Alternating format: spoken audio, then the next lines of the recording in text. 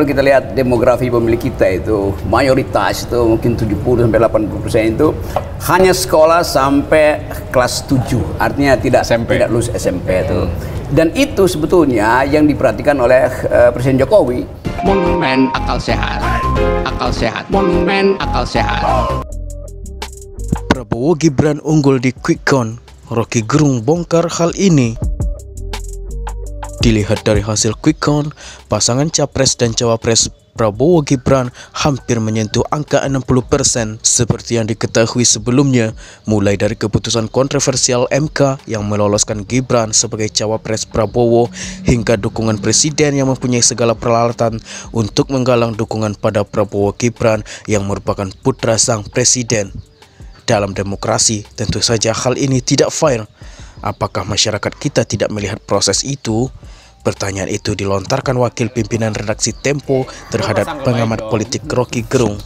Mengapa angkanya 58 separuh pemilih kita memilih Prabowo Gibran yang diberitakan dengan gencar di mana-mana didukung oleh Presiden. Presiden punya sumber daya, punya bansos, punya uang, punya tentara, punya polisi dan seterusnya yang bisa menggalang dukungan untuk anaknya ini. Ya ini kan sesuatu dalam demokrasi itu kan sudah tidak fair.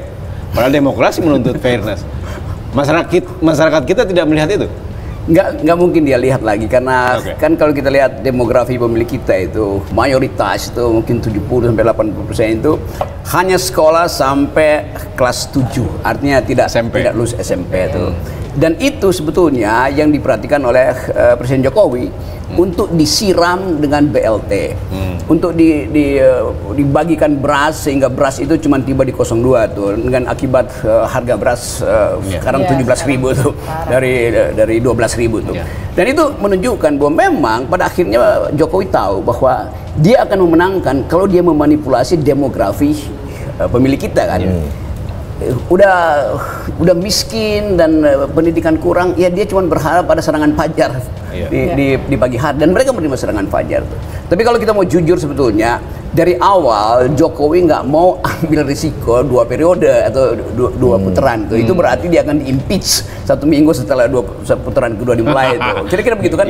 Kalau misalnya ada putaran kedua itu artinya social unrest itu akan berlangsung, terutama karena soal ekonomi itu.